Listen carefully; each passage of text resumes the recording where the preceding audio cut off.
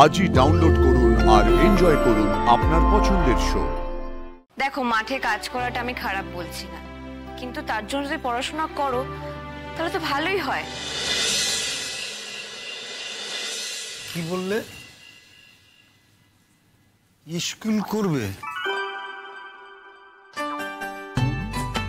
এই গায়ে? আচ্ছা, তোমার মাথা ঠিক আছে তো? হ্যাঁ, টাকা আসবে কোত্থেকে? মানে মেশো, আমার মাথার কি হবে? মাথা তো ঠিকই আছে আমার।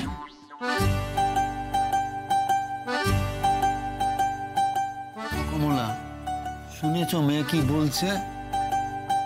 তুমি শুনতে গেছো কেন? ও মেয়ে আবি যাবি ওরকম অমন অনেক কথা কয়, ওর কথায় কান দেওয়ার দরকার নেই কো। হ্যাঁ, কিন্তু ব্যাপারটা তো জানতে হবে।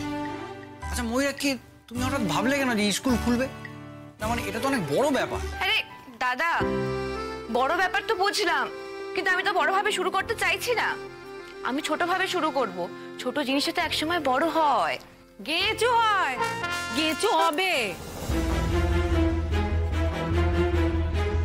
আজকে ওই মহাজনকে জেলে পাঠিয়েছো না, তাই জন্য গ্রামের কিছু মানুষ তোমার মাথায় তুলেছে। তাদের মধ্যে কেউ নিশ্চয়ই নিজের ব্যবসা জমাবে বলে তোমার মাথায় এমন বুদ্ধি দিয়েছে। আমি সব বুঝেছি। মাসি, তুমি আমাকে এখনো চিনতে পারলে না। কেউ আমার মাথায় বুদ্ধি ঢোকাবে, তারপর আমি সেই কাজ করব, ওই মানুষ আমি নই। আজকে যখন আমি ওই গ্রামের ছেলে মেয়েদের ডাকতে গেছিলাম না পড়ার জন্য, ওখানে গিয়ে দেখলাম এই গায়ের কত ছেলে মেয়ে এখনো পড়াশোনা করে না। হয়তো একসময় করতো, অভাবের কারণে বা অন্য কোনো কারণে ছেড়ে দিয়েছে। আর কিছু কিছু ছেলে মেয়ে তো আছে যারা পড়াশোনা কোথাও করেই নি, লেখাপড়া জানেই না, একদম জানে না। এখানে না পড়াশোনার কথা অত চল নেই ময়ূর। ক্লাস 8 অবধি যদি কেউ পড়াশোনা করে না তাহলেই ঢের। সবাই মাঠে ঘাটে গিয়ে চাষবাস করে, এত বিদ্যে দিয়ে সবাই করবেই বা কি? দেখো, মাঠে কাজ করাটা আমি খারাপ বলছি না, কিন্তু তার জন্য যদি পড়াশোনা করো তাহলে তো ভালোই হয়, চাষাবাদেও সুবিধা হবে। তোমরা জানো কৃষি বিজ্ঞান বলে বিজ্ঞানের একটা শাখা রয়েছে, তার ডিগ্রির যে কত কদর তোমাদের কোনো ধারণা নেই। ওইসব ডিগ্রি ধরে তারা কি আমাদের মতো মাঠে কাজ করতে নামবে রে মা? নামবে না। তারা ওই আপিস বাবু হবে। আমরা যারা খেতে কাজ করি তারা ওই ডিগ্রি ধরে ওই বিদ্যে রপ্ত করতে পারবে না। এইসব পড়াশুনো করে বিদ্যে অর্জন করা যায় না, হাতে কলমে শিখতে হয়। এই জন্ম থেকে বাপের সঙ্গে মাঠ ঘেটেছি, ক্ষেত ঘেটেছি। আকাশে মেঘ দেখলে বলে দিতে পারি কোন মেঘে বৃষ্টি হবে, কোন মেঘ ভেসে যাবে। কাঠ ফাটা রোদ্দুরে মাটি কুপিয়েছি যাতে রাতে বৃষ্টি হলে সেই জল মাটির ভেতরে ঢুকে যায়। আমি কেন, এই তো এখানকার সব চাষিরাই, এই পরিবারও সেই একই রকম।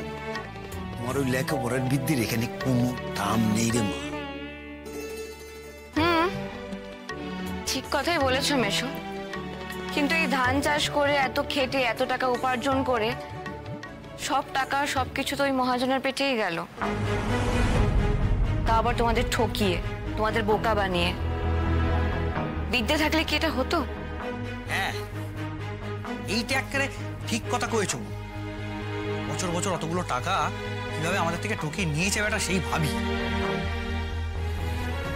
আমি ভেবেছি স্কুল ছুট বাচ্চাদের নিয়ে একটা স্কুল করব। স্কুল ছুট বাচ্চাদের নিয়ে তুমি স্কুল করবে? হ্যাঁ, শুধু স্কুল ছুট বাচ্চা দিয়ে নয়, যারা একসময় পড়তো এখন পড়ে না তাদেরকেও নেব আমি ওই স্কুলে। কিন্তু যারা কোনো কালে স্কুলে যায়নি, হঠাৎ তাদের বাপ মায়েরা এখন কেন তাদের তোমার স্কুলে পাঠাবে? হ্যাঁ তাই তো, তোমার কথার কিছু মাথা মুন্ডু আমি বুঝতে পারছি না টিচার দিদি। হ্যাঁ, তুমি যেমন টিউশন দিচ্ছ তেমনি দাও না। ওসব স্কুল টিস্কুল খোলা কি চারটিখানি কথা? হ্যাঁ, চারটিখানি কথা কেন হবে? একদমই চারটিখানি কথা নয়, এ তো কর্মযোগ্য বিরাট কাজ। যত বড় বড় কথা, উনি এই গায়ের বিদ্যাসাগর হবেন। আহ, ও কি বলছে শোনো না।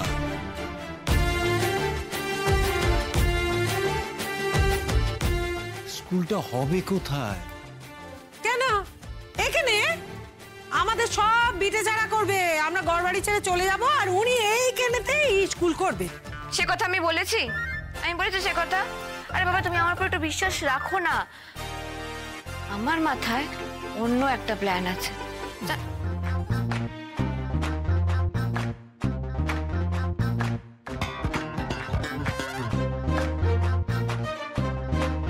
কিরম প্ল্যান? কি হলো, বলবে তো কিরম প্ল্যান? হ্যাঁ, কি কিরম প্ল্যান? ও পুজোটা কাটুক, পুজোটা কাটার পর আমি দেখছি কি করা যায়। ঠিক কিছু একটা করে নেব। এই যে মেয়ে, পেলান সেলান তুমি যা খুশি করো, শুধু একটা কথা মাথায় রেখো, এইখানে তোমার বাস কিন্তু চিরকালের নয়। তোমাকে না আমি সারা জীবন গাড়ে করে বইতে পারবো না। এভাবে কেন বলছো মা? ও তো আমাদের পরিবারের মান সম্মান বাঁচিয়েছে নাকি? আজকে আমার বোনটা ছিল বলেই তো দীপা নিরাপদে বাড়ি ফিরেছে। ওই জন্যে এই বাড়িতে এই চাঁদের নিচে না ও থাকতে পেরেছে। কিন্তু তোমাদের সবাইকে একটা কথা মাথায় রাখতে হবে, এই বাড়িতে সারা জীবন ও থাকতে পারবে না। আচ্ছা আচ্ছা ঠিক আছে, এখন আছে থাক, স্কুল করছে করুক না।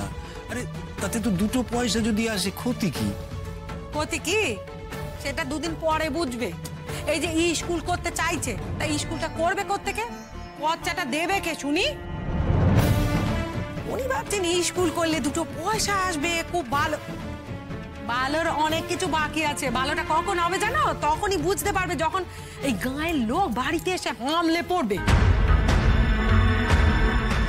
আমাদের বাড়িতে এই দুটো জোয়ান বেটা ছেলে মানুষ রয়েছে, সেখানে ও কোথাকার একটা অজানা মেয়ে। গাঁয়ের লোক এসব জানতে পারলে বেশি দিন সইবে মনে করেছো? কি সব বলছো তুমি মা? মা, আমি ওকে আমার বোন মেনেছি। ওরা গায়ের লোকের সামনে বলেছে, পুলিশের সামনে বলেছে যে ও আমার বোন। আরে বাবা, সত্যিটা তো সেটা নয়, আমি তো ওইটাই কইছি। সত্যিটা যেদিন জানতে পেরে যাবে গায়ের লোক, আমাদের সব শুধু একেবারে বেটে ছাড়া করবে। ও বলদেবের বাপ, সবাইকে একটু বুঝিয়ে কও না। জানবে না, কেউ জানবে না। আমরা যদি না বলি জানবে কি করে? আমাদের একটু চেপে চেপে থাকতে হবে। শোনো, সত্যি বলতে কি, পুলিশ কিন্তু এখন না এই মেয়েকে খুব মাননি দিচ্ছে। ওই ধুলো উড়িয়ে আমাদের নাকের সামনে দিয়ে গাড়ি নিয়ে চলে যেত, আমাদের আমাদের মান্নি জ্ঞানী করতো না চাষি বলে। সে তো কাল দাঁড়িয়ে কত কথা। ওই আনন্দেই তাকো, বুঝতে পারবে যখন বিপদটি আসবে না, সব কিছু টের পেয়ে যাবে।